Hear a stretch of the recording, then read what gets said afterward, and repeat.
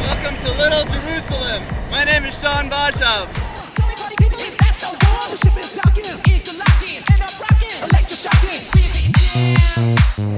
Right now we're about 1,000 foot up in the air above Mount Tabor.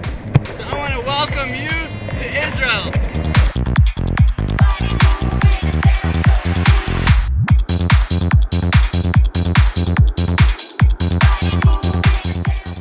Here we can see the valley that it tells about in the book of Judges, where the commander Sisera, who had 900 iron chariots, had cruelly oppressed the Israelites for 20 years, where the warrior Barak, which means lightning in Hebrew, went down this mountain with 10,000 men following him, and at his advance God confused Sisera's army to the point of the sword and led the Israelites to victory. Can you imagine 900 iron chariots at the foot of this mountain? Woo!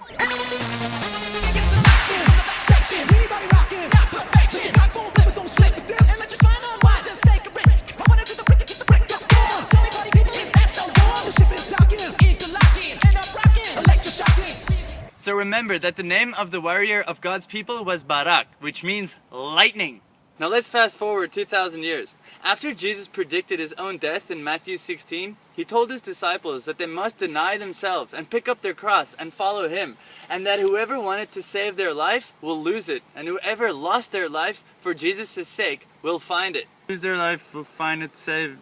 Now about a week later, he took Peter, James, and John up a super high mountain to pray. This mountain, the same mountain God's warrior Barak, which means lightning, won the battle against the 900 iron chariots guy.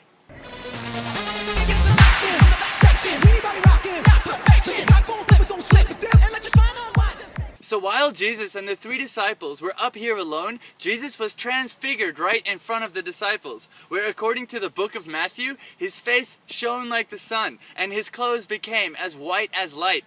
According to the book of Luke, his clothes became as a flash of lightning. How awesome is that?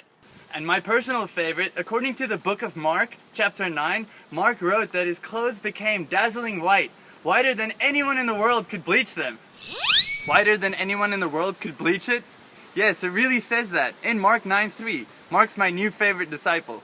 Which was followed by Moses and Elijah appearing and talking to Jesus about his departure, which was about to take place in Jerusalem. Then a bright cloud covered them, and a voice spoke out of it, saying, "This is my son, whom I love. With him I am well pleased. Listen to him." So while the disciples were freaked out, face down, Jesus came over and told them to relax and stop being scared. When they looked up, they saw that he was alone. That must have been the coolest transfiguration ever, on top of this mountain.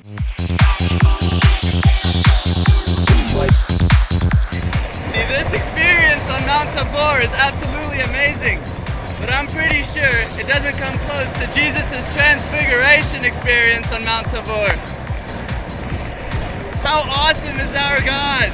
So 4,000 years ago, an Israeli with the Hebrew name Lightning wins a huge war for God's nation at this mountain, and then 2,000 years later, Jesus ends up looking like lightning. Or according to Mark, whiter than anyone in the world could bleach. See, this is the church on Mount Tabor.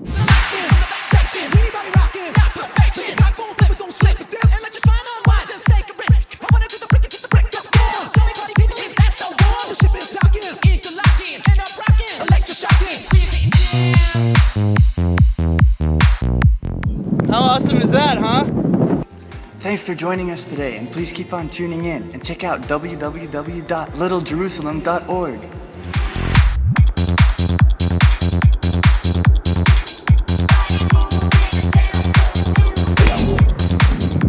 It looks like I'm about to have my own transfiguration experience in about 2 minutes. Woo!